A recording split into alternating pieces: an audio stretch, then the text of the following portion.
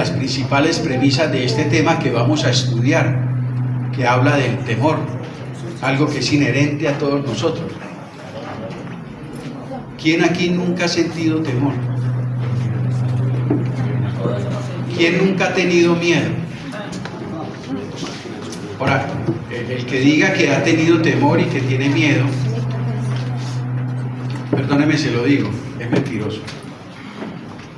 Pero eso era cuando estábamos sin Cristo, ¿cierto? Que nos daba miedo y temor. ¿Quién como cristiano ha tenido miedo alguna vez o temor? Bueno, ¿será que tienen falta de fe o qué? Tener temor, tener miedo es falta de fe.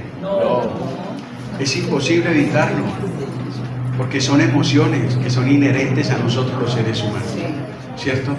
La Biblia habla muy claro al respecto, y muchas veces se me malinterpretan muchos pasajes de la Escritura y cuestionan el tener temor o miedo con falta de fe, con incredulidad, pero no siempre es así. Hay que entender bien la Escritura. Por ejemplo, la Biblia dice, a ver, yo los veo muy distraídos. Esperemos un ratico, que nos saludemos, entremos, nos acomodemos. Porque se distraen ustedes y me distraigo yo también. Yo tengo ese error de que yo no me puedo concentrar si veo a la gente distraída. Manito, qué pena. ¿Usted tiene la lista de asistencia ahí? No. No, Dieguito. Ah, bueno, listo. Apuntar a Pachito. La Biblia dice, no tendré temor de malas noticias.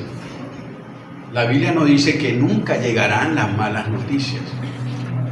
No digamos lo que la Biblia no dice. La Biblia dice, no tendré temor de malas noticias, porque mi corazón está ¿qué? Es decir, da por hecho, por ejemplo, en ese pasaje, que las malas noticias llegarán. Tarde o temprano, llegarán. Ayer veía un video de una niña de 22 años en un gimnasio en Brasil, no sé si ustedes vieron la noticia. 22 años, una mujer fitness, como dicen, pues, y ahí haciendo ejercicio, se sentó y le dio un infarto y se murió, de 22 años. Estaba bien ahí en su caminadora, y de un momento a otro se sentó y se desplomó y se murió. Y así es la vida. Yo pregunto, bueno, ella partió, ¿usted imagina a la mamá, el papá, el esposo, los hijos, si los tenía? Mire, usted es el familiar de fulano de tal, acaba de fallecer. ¿Cómo? Las malas noticias llegan cuando menos lo pensemos. Por eso tenemos que estar preparados. Y una mejor manera de prepararnos es entender eso, que mientras estemos en este mundo, que mientras estemos en este cuerpo, las malas noticias tarde o temprano nos abordarán, ¿cierto? Tarde o temprano. ¿Qué vamos a hacer cuando las malas noticias toquen a la puerta de su vida y de mi vida? ¿Qué dice la Biblia? ¿Qué habla el Señor al respecto para nosotros? Pues la Biblia dice y habla mucho al respecto. Y esta lección es muy bonita. De pronto nos demoramos un mes estudiándola. 4 lecciones o 3 lecciones. Ahí voy mirando.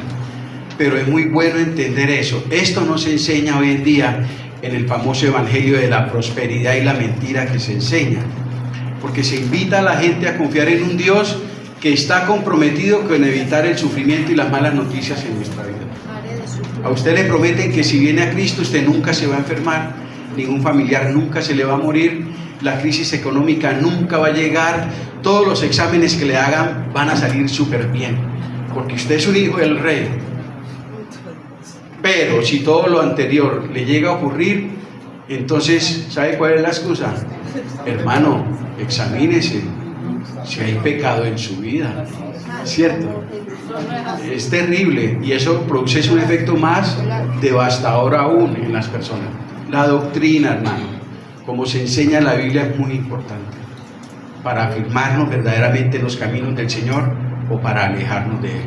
Ese evangelio que enseña de que Dios no permite que sus hijos nos pase nada, eso es mentira.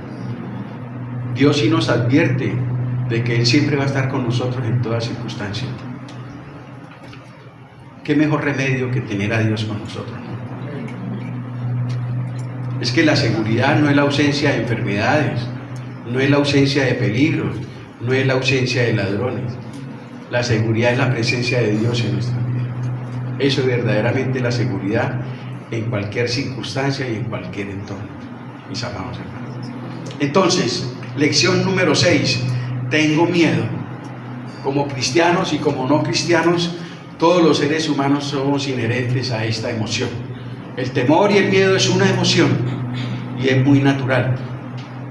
¿Quién me puede hablar la diferencia entre miedo y temor? ¿O es lo mismo? A ver, ayúdenme, es participativo, esto no es un monólogo. A ver, diferencias entre miedo y temor.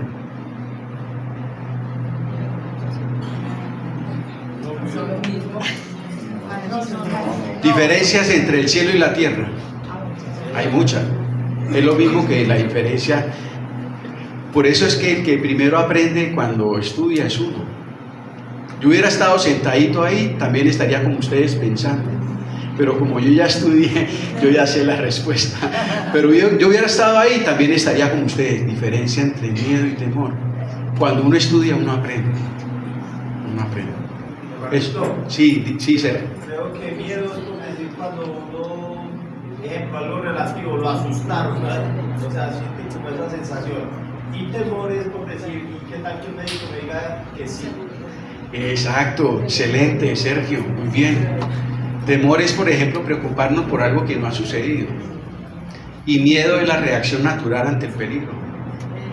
Por ejemplo, si usted va caminando por la calle y escucha tiros, ¿usted qué hace? Usted sigue caminando normal. Siente terror. Ahí mismo se activa todo el organismo, la presión arterial se sube, el corazón se acelera, la lengua se le pega al paladar, los pies le tiemblan y el piso es el colchón que usted ve para tirarse. Eso es una reacción, eso es un instinto de supervivencia, el miedo. Pero el miedo es así, es automático, es inmediato para protegernos de algo. El miedo es saludable, el miedo es necesario, porque es un mecanismo de defensa y de supervivencia de nosotros los seres humanos. Entonces imagine que estuvieran dándose plomo en la esquina y esa balacera y usted no tuviera esa emoción del miedo, usted sigue derecho, ¿cierto? Pero el miedo nos hace eso, buscar un refugio, huir del peligro, en fin. Pero el temor es todo lo contrario.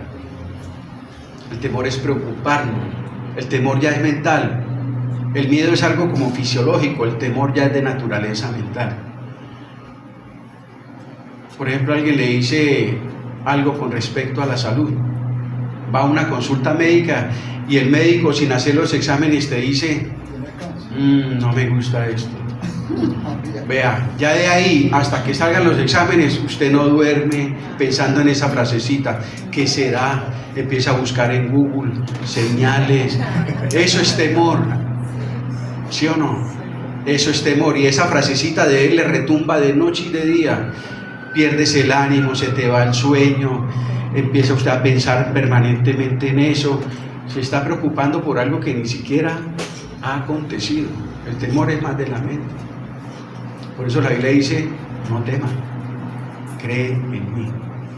Y muchas veces nos preocupamos y nos llenamos de temor por cosas que ni siquiera ocurrirán. Por cosas que ni siquiera ocurrirán. Por ahí vi la imagen de una persona que iba caminando en la noche en el monte y se cayó, pero él alcanzó a agarrarse de una ramita y cada vez esa ramita como que le crujía, o sea, y él quedó colgando.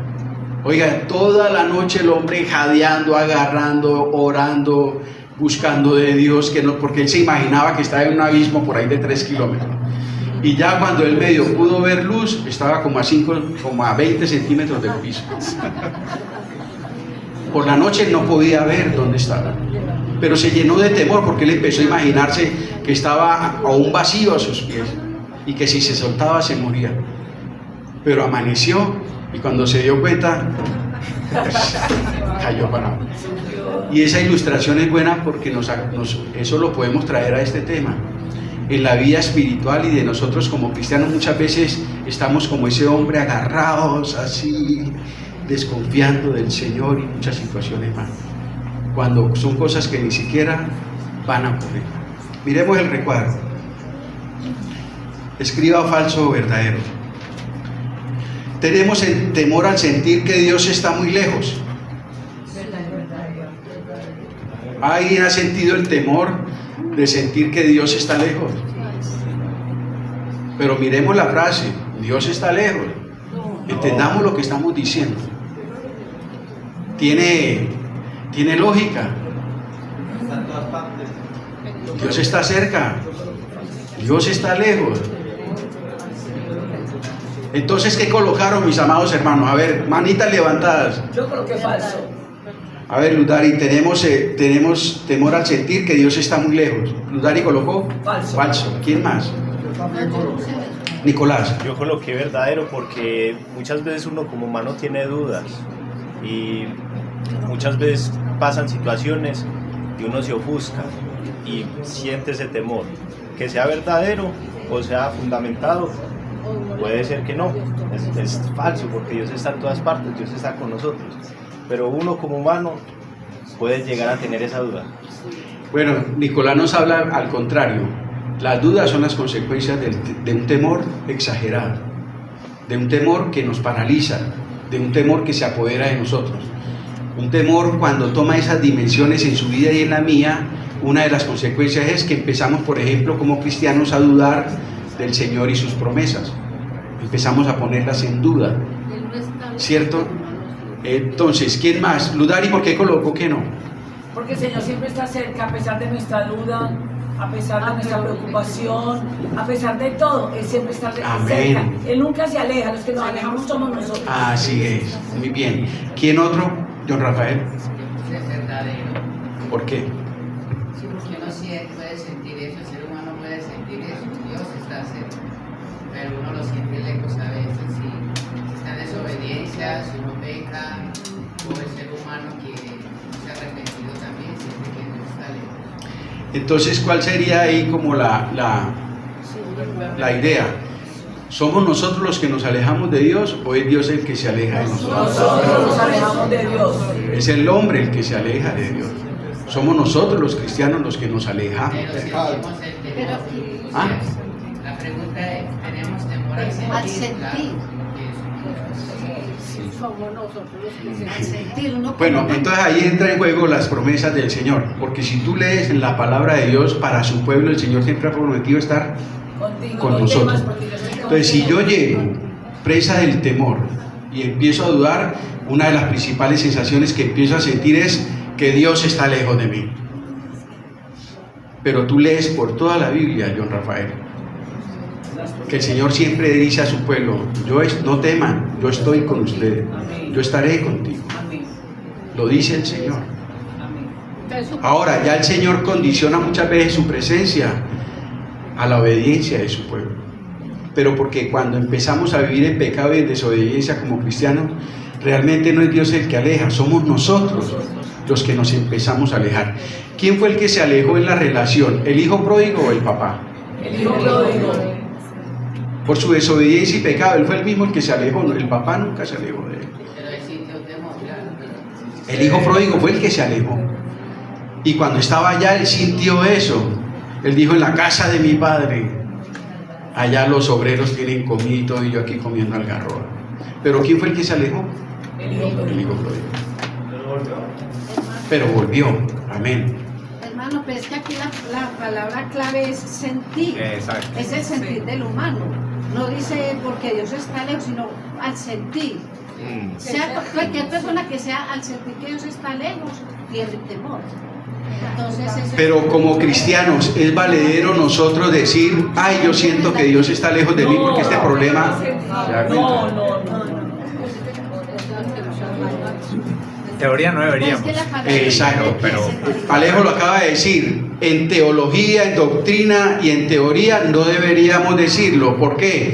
Porque la Biblia misma nos contradice. Pero en la práctica pasa. Que la Biblia misma dice, no se mientan, siente. Claro, no, nadie yo estoy se con valida. ustedes.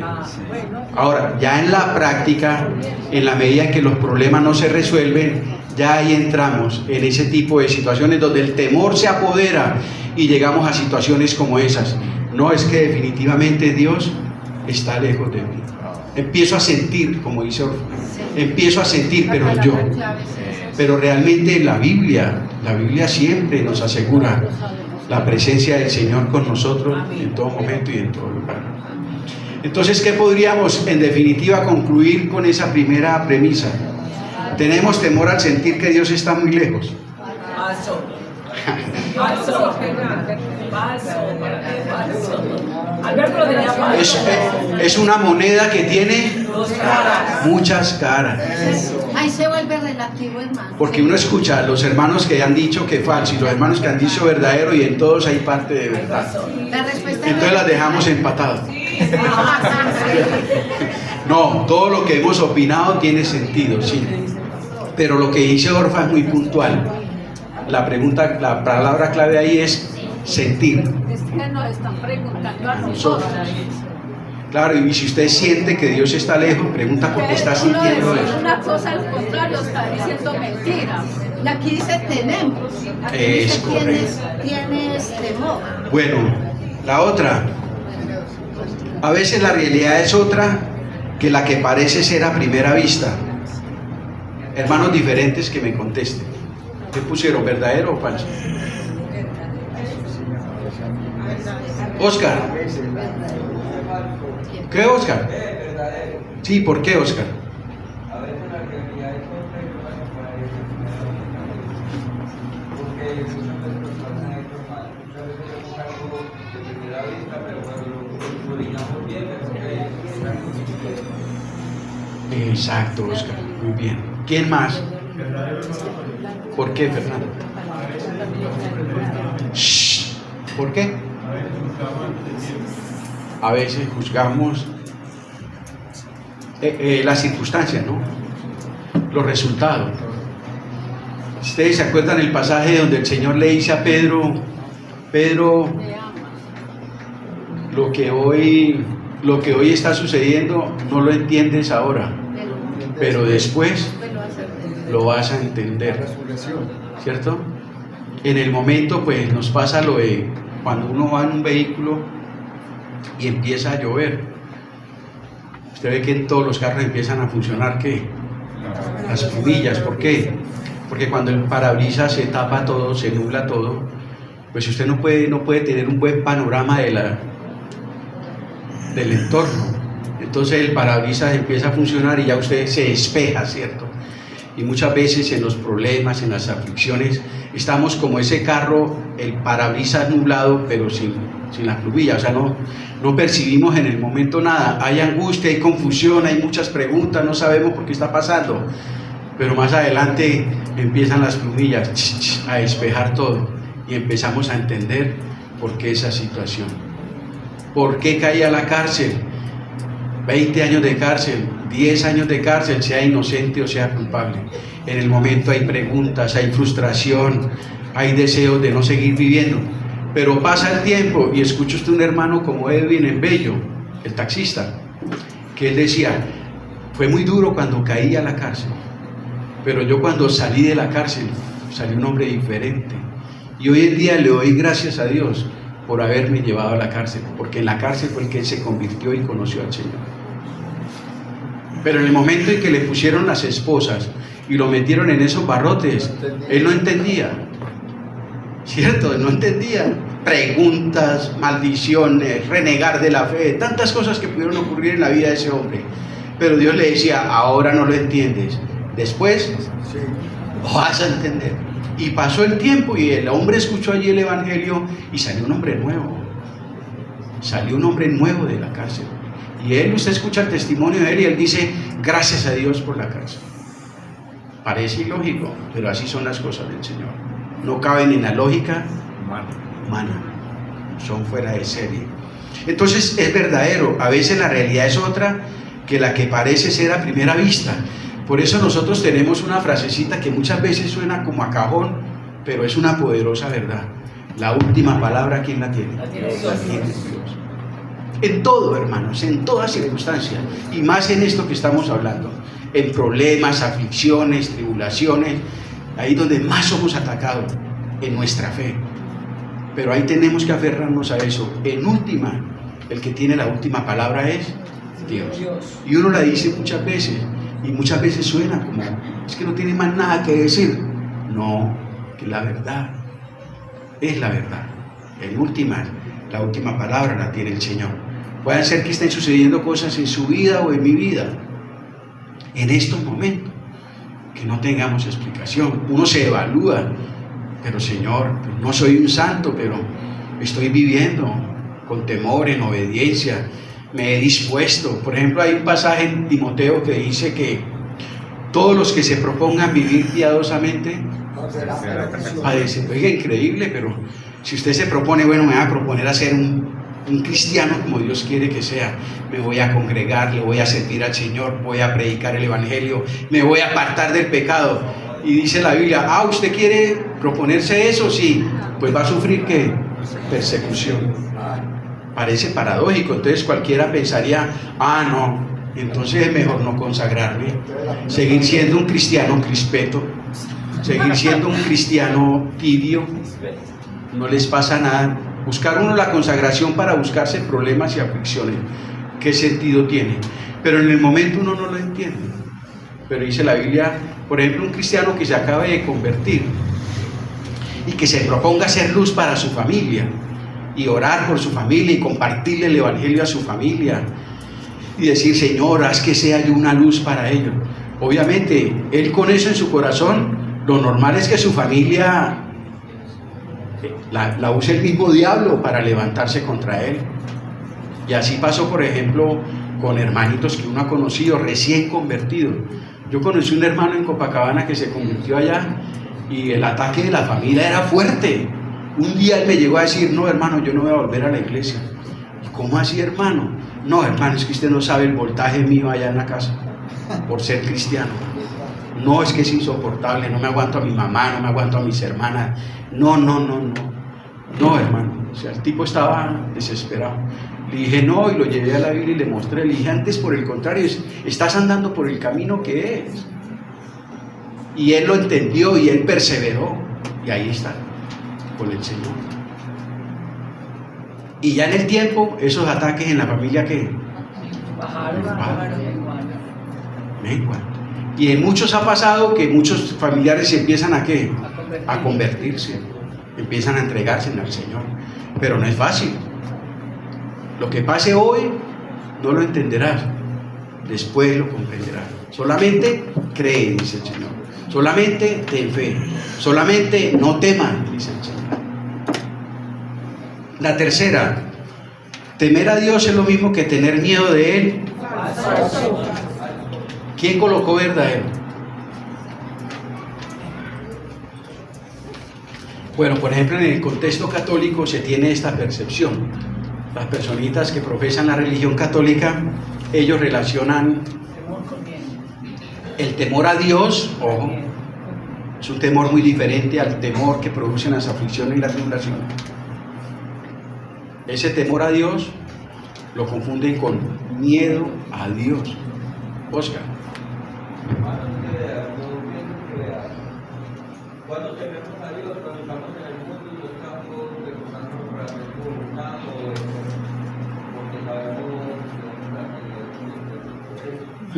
pero ya debe temer a Dios y tener miedo es tener miedo de Dios, que es castigo de Dios, pero temer a Dios es respetar, reverencia. Temer a Dios, sí. Muy bien, Oscar. Sergio. El principio de la sabiduría es el temor a Dios.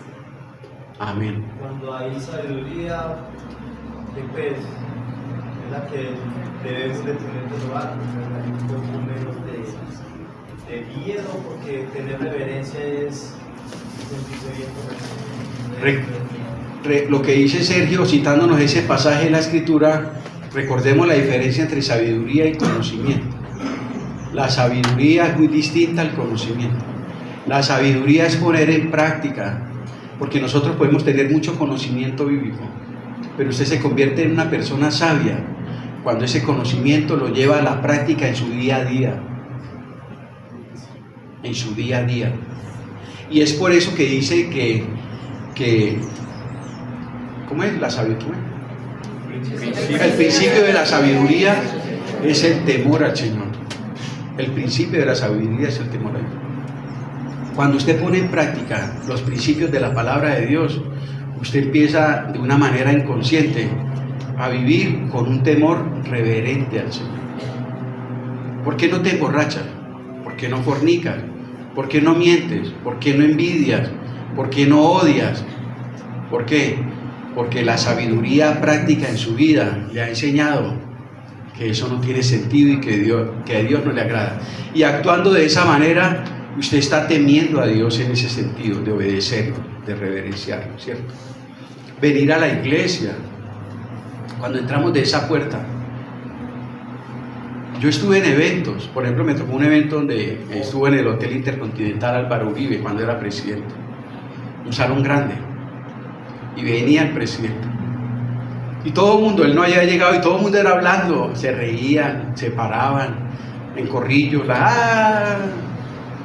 Cuando llegó el presidente, ¿por qué? ¿Por qué la gente cambió?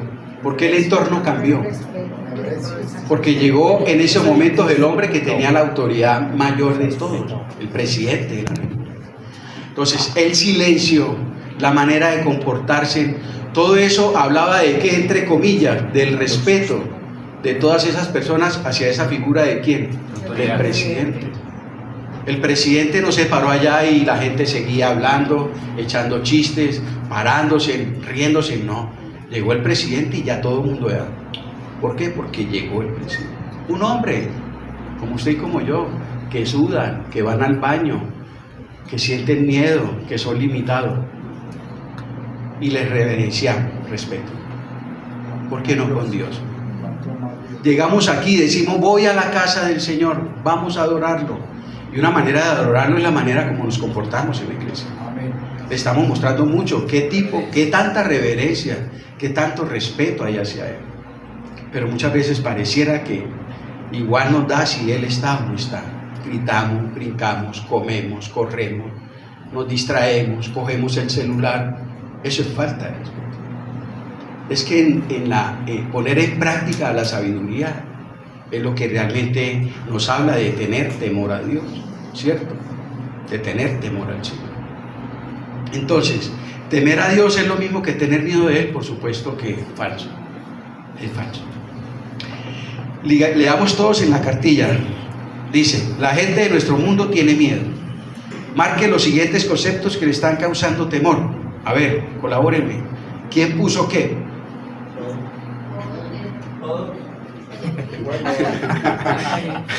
Imer, ¿a qué le da temor? Es que la gente del mundo.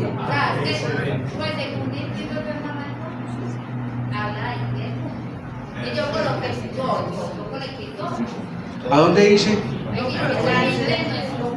Ah, sí.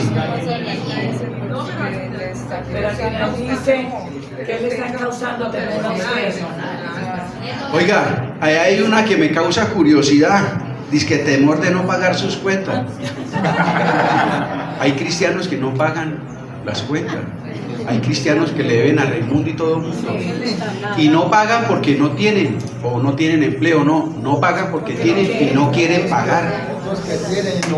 Y no quieren pagar. Eso no es un buen testimonio. Uno tiene que evaluar muchas situaciones si usted es, entre comillas, ese tipo de cristiano. El temor del cristiano es a no pagar cuenta. Bueno, ese es un temor muy valedero en un cristiano auténtico. Por eso uno sopesa muchas veces el meterse en deudas. ¿Por qué? Porque uno no quiere verse en un ámbito donde no pueda pagar una deuda. No es que no quiera, sino no pueda. Entonces tiene que uno, las decisiones que toma, considerar todo eso. ¿Qué temores tiene Oscar? Es que este ventilador no me deja escuchar allá atrás. El temor más grande del cristiano debe ser de no agradar a Dios. Un momentico, ya voy a terminar porque yo a las 50 termino. Nos quedan ya, mire, ya nos fueron 25 minutos. Un momentico nomás, hermanito, yo les pido favor, es que me hace mucho ruido. Oscar, ¿qué? Que el temor, pues el cristiano debe de ser de no agradar a Dios, porque cuando no agradamos a Dios, estamos expuestos a todas las cosas. Bueno, muy bien, Oscar. ¿Qué otros temores nos identificamos ahí? La parte final dice, otro, compartamos, socialicemos. ¿Qué temores tiene usted? ¿Qué temores tengo yo? No, pero de a uno y me levanta la manita. Miriam. Sí, como dice el hermano, no hacer la voluntad de Dios, a saber lo que debo hacer y no hacerlo. Bueno, muy bien, Miriam. ¿Quién otro? Porfa. Temor a que mi familia toda no sea salva. Bueno, es otro temor. Yamile, ¿qué pusiste? Yo puse eso. Hermano, yo señalé varias, y entre ellas por la salud y a veces por el futuro. Por la salud y por el futuro. Muy bien, por la salud y el futuro. ¿Qué puso Lolita? Lolita, ¿qué pusiste? Voy a empezar a escogerlo porque veo que hay poca participación. Entonces, ¿cómo? No está en este discipulado. Es que yo veo lo... porque Jorgito se fue. Sí, señor. Sí. Estamos de infiltrados. Sí, yo veo aquí, sí. Judí. Yo puse temor de que mis hijos no sean salvos y temor a no pagar, a no tener con qué pagar las cuentas, porque eso lo afilla a uno. Claro. De no ser legal con la gente o con el gobierno que le tira a uno tan feo.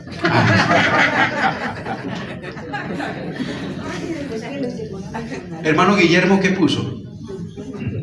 ¿A qué le tiene temor usted? Yo puse todos los que hay ahí, pero ¿a qué otro? Se me ocurre que nosotros oramos todos los días y le decimos al Señor, no nos dejes caer en tentación. Entonces, ese es un temor que tenemos siempre. Muy bien, hermano Guillermo. Luisa, ¿qué pusiste vos? Yo puse temor por salud y al diablo también.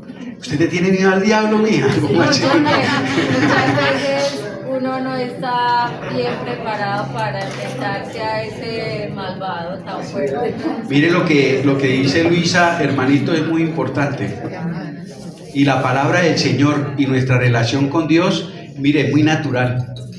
Cuando nosotros nos metemos con el Señor y empezamos a entender muchas cosas y a comprender que el diablo no es un personaje místico, no, que el diablo es un ser real, no es ese personaje que nos enseñaron desde pequeñito con cola y un tenedor, porque la mayoría de la gente, pues, en cuanto al diablo, pues, ni le va ni le viene, pero ya como cristianos empezamos a entender la magnitud de lo que significa este ser espiritual y del odio que él tiene contra nosotros, los hijos de Dios.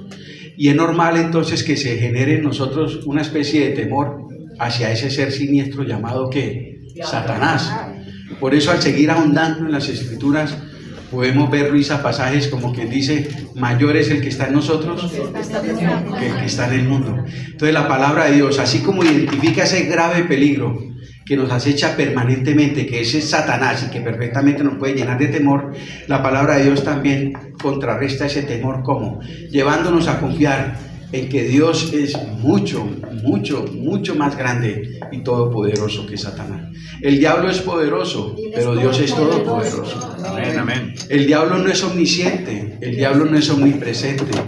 El único que tiene esos atributos omni es nuestro Padre Celestial. El diablo, si está hoy aquí, no puede estar en Buga, ni en Barranquilla, ni en la China. En cambio, Dios, por ejemplo, en la omnisciencia, en la omnipresencia, Él está en todas partes. El diablo no conoce todo. Si Él conociera todo, nunca hubiera permitido que Cristo hubiera sido crucificado. No lo hubiera hecho. Él mismo se iba a enterrar el puñal, digo, que fuera. Pues no lo sabía. El diablo no es omnipresente, el diablo no es omnisciente. Entonces, Luisa, la animo. La Biblia dice, someteos a Dios y el diablo huirá de vosotros. El diablo no puede tocar a un cristiano a no ser que nosotros nos salgamos de la voluntad de Dios. Nunca. Un animal feroz nunca puede atacar un rebaño si lo ve con el pastor. Un lobo no arrima si ve al pastor ahí con las ovejas.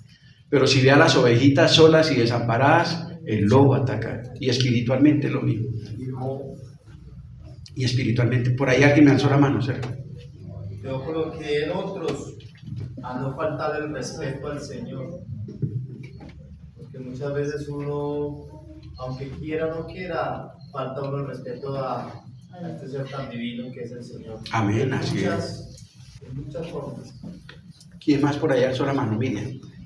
Yo puse temor al juicio de Dios. Temor al juicio de Dios. Recordad que la Biblia dice, ninguna condenación hay para los que están en Cristo Jesús. Siempre uno piensa que... Mire, Miriam, como cristianos muchas veces estamos cargando con temores que son infundados, por eso el temor es mental. Y el temor es muchas veces creado por expectativas, falsas expectativas. Por ejemplo, escuchamos como cristianos del juicio de Dios, del apocalipsis, de la gran tribulación, de que los hombres buscarán la muerte y no la hallarán. Y lo empezamos a personalizar, lo interiorizamos. Y es normal que nos empecemos a llenar de temor. Pero si uno estudia y escudriña bien la Biblia en cuanto a todo ese tema, por ejemplo, en cuanto a la gran tribulación, la Biblia dice que nosotros como iglesia no estaremos aquí. En cuanto al juicio delante de Dios para condenación o salvación, la Biblia dice, si tú estás en Cristo, ninguna condenación hay para ti. ¿Cierto? Entonces mire qué bonito todo esto, poder entenderlo, porque la misma palabra, así como nos contextualiza, nos da la respuesta. ¿Tenés miedo del juicio de Dios? ¿Como cristiano es normal? Sí, es normal.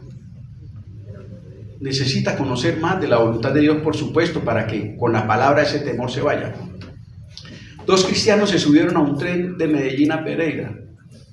El uno era un cristiano muy maduro, un hombre muy maduro en su fe. Dios los pasó por muchos desiertos, tormentas, problemas, y todo eso lo hicieron en el tiempo a confiar verdaderamente en Dios y a estar maduro en el Señor.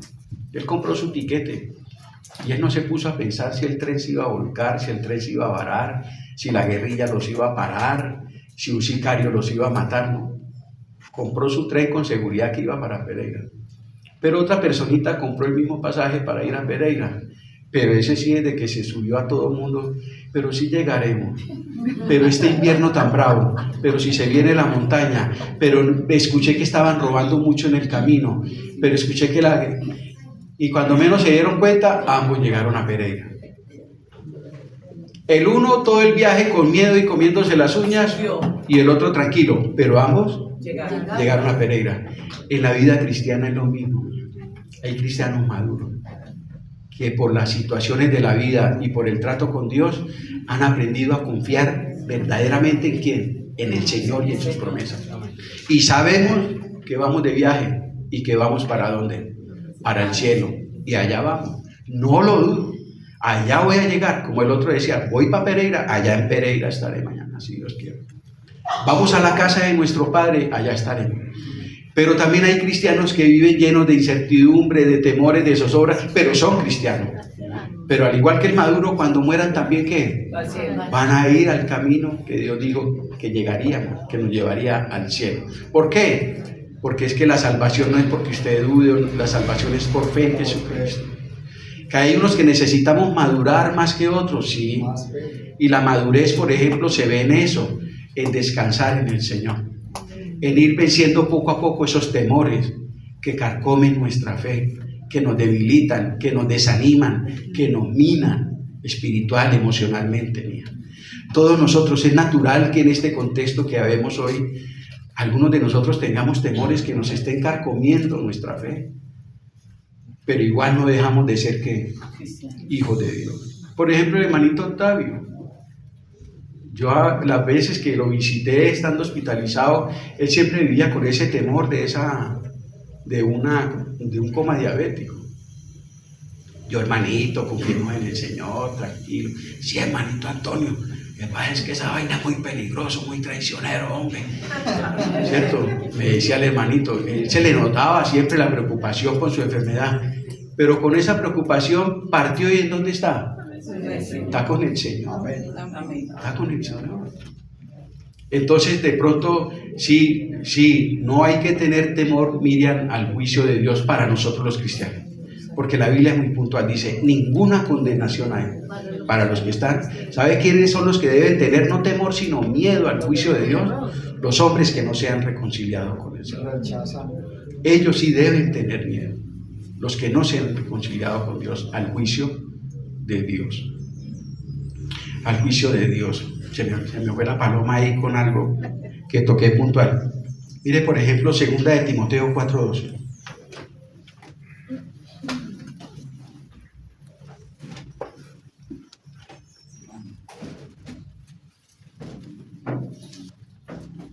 Segunda de Timoteo, entonces es, sígame pasando.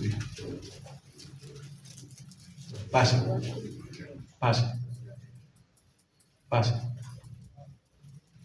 Mire, el 16 dice Pablo: en mi primera defensa ninguno estuvo a mi lado, sino que todos me desampararon, no les sea tomado en cuenta. Y mire lo que dice el 17. Pero el Señor estuvo, ¿qué? Realmente estaba la presencia física del Señor con Pablo en la cárcel. Él sabía, no lo podía ver ni tocar, pero Pablo sabía que el Señor estaba ahí con él. Ahora, porque ahí está a punto de morir Pablo.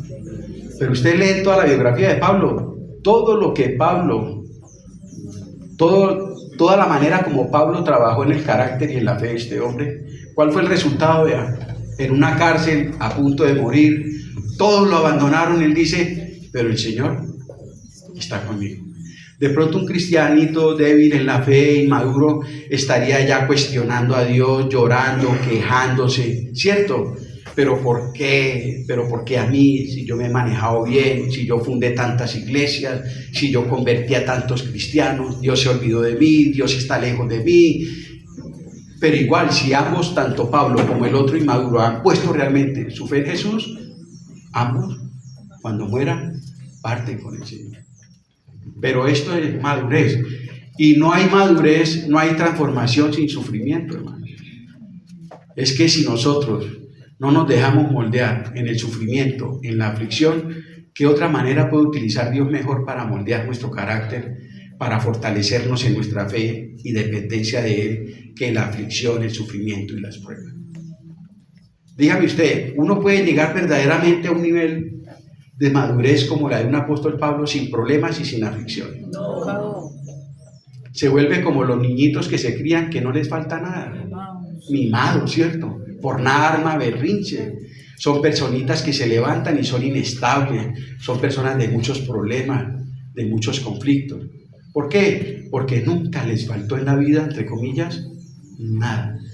Pero vaya aquel que se crió descalcito, comiendo a punta de huevito y arroz cuando mucho, que si tenían para almorzar no tenían para comer, que con los mismos calzoncillitos un mes. Vaya a ver esa personita y verá. Entonces el sufrimiento, la aflicción, la prueba, de parte de Dios lo que busca es eso, moldearnos, fortalecer nuestra fe, afirmar nuestra dependencia del Señor, probar la bendición de la oración. Eso es lo que busca Dios con todo eso. Pero por el contrario, muchas veces en nuestra humanidad no entendemos esto y nos llenamos ¿de qué? De temor, nos llenamos de miedo. Y ese temor paraliza, y ese miedo paraliza, mina nuestra fe, mis hermanos. Y no debería ser así. Entonces, la soledad es otro de los miedos muy comunes hoy en día. Miedo a la soledad, ¿cierto? Miedo a la muerte, miedo a tantas situaciones. En los Estados Unidos hasta hace poco, hasta hace algunas décadas, uno de los mayores temores de los estadounidenses era como el infierno, esas eran asuntos espirituales. Pero hoy en día una sociedad tan metalizada, una sociedad que hace mucho tiempo se alejó de Dios, ¿sabe cuál es el mayor temor de los estadounidenses? Una quiebra financiera. Una quiebra financiera. Cada uno de ellos, la mayoría de ellos, cada uno de ellos, lo que más le da miedo en la vida es perder su empleo o perder sus ahorros. ¿Por qué? Porque todo lo otro le garantiza tener empleo, buenos ingresos, le garantiza el estilo de vida que ellos quieren vivir.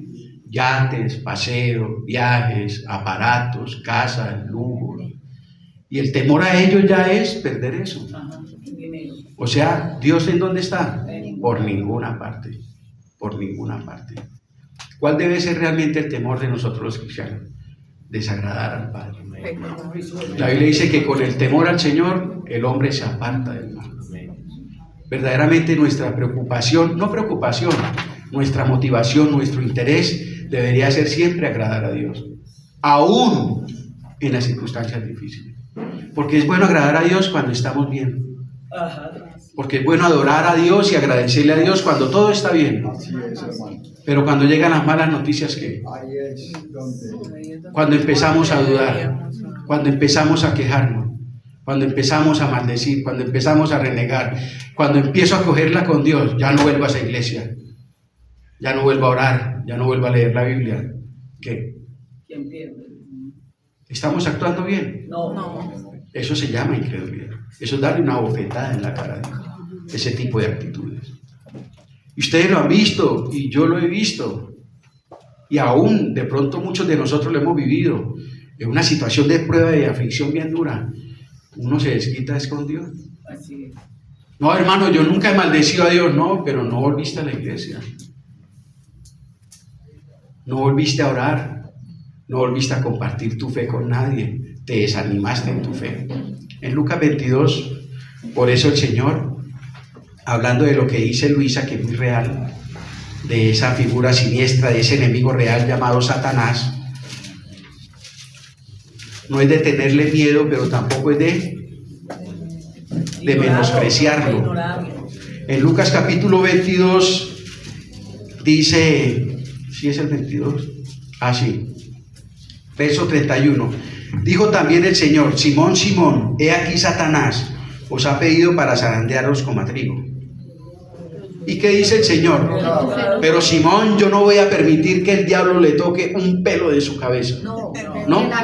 ¿Se da cuenta lo que dice el Señor? Dice, pero Simón, yo he rogado por ti para que cuando el diablo te zarandee, ¿qué? Tu fe no falte. Eso es en última lo que está en juego. Nuestra fe, nuestra fidelidad al Señor. Y eso es lo que busca el diablo. Bien sea con tentaciones, seduciéndonos a una vida de placer, seduciéndonos a una vida materialista, a una vida de comodidad. Esa es otra manera en que Él nos seduce, ¿cierto? A llevar a que nuestro corazón esté en las cosas que materiales, en las cosas pasajeras. Esa forma de Él también nos seduce. Mire cómo Él tocó a Cristo. Y da pan. Tírese, que los ángeles lo cogen con la palabra de Dios. Entonces, una manera en que el diablo nos seduce en nuestra mente y nuestros corazones es a buscar una vida terrenal, de placer, temporal. Usted también tiene derecho a pasarla bien. Todos pasean, todos se estrenan. Endeúdese, mienta, haga lo que tenga que hacer, pero usted también merece ese estilo de vida. Usted va a ser el de menos, pues. Todo el mundo estrena, todo el mundo pasea y usted no. Entonces nos lleva a tomar decisiones que van a destruir nuestra vida espiritual, nos van a alejar del Señor. Ese mundo de vanidad nos aleja del Señor. Mire, los americanos llevaron el evangelio casi a todo el mundo. ¿Y cuál es el temor de ellos hoy en día? Perder sus ingresos económicos, porque los priva de ese estilo de vida. Así no es. O también nos puede tentar el diablo, nos puede tocar, si Dios lo permite, con aflicción, para que en medio del dolor, en medio de la prueba, lo que buscaron con Job, maldecir a Dios, apartarnos del Señor y dejar de confesar al Señor como nuestro Dios. Hermano, yo pienso pues aquí en esta cosa que estamos hablando acá de temor. Pienso que cuando ahí dice una profecía que dirá al pastor y las ovejas huirán.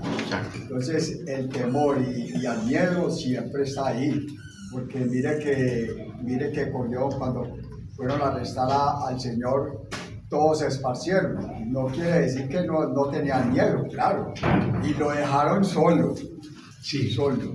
Aún a unos lo seguían de lejos. Entonces el temor siempre está ahí, porque uno como humano a veces le da miedo a la muerte, a veces le da miedo que lo rechacen y ciertas cosas, pero nosotros creemos en las promesas que Dios tiene para nosotros. A veces nos da miedo. Es el fundamento especial de todo cristiano. Amén. A veces nos da miedo ofrendar. No, pero ¿qué hago? Sí, Señor. Y aquí no hablamos de la prosperidad ni de dinero, pero muchas veces, Señor, es que si le doy esto, y Dios arriba, ¿cómo hará el Señor?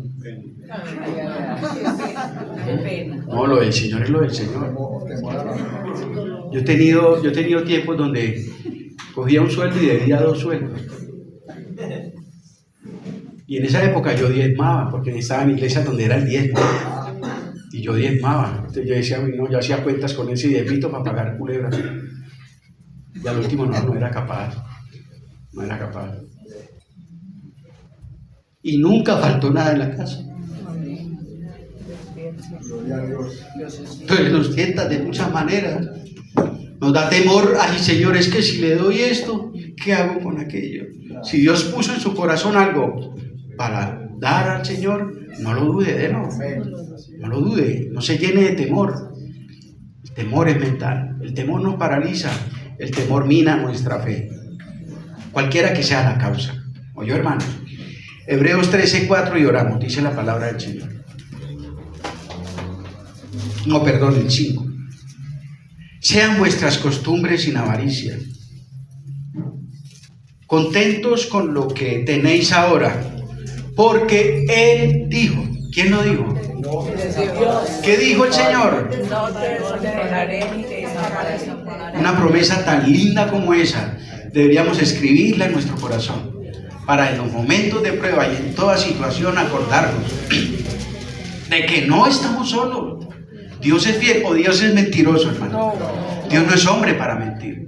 Si Él dice, no te desampararé ni te dejaré, Él está con nosotros.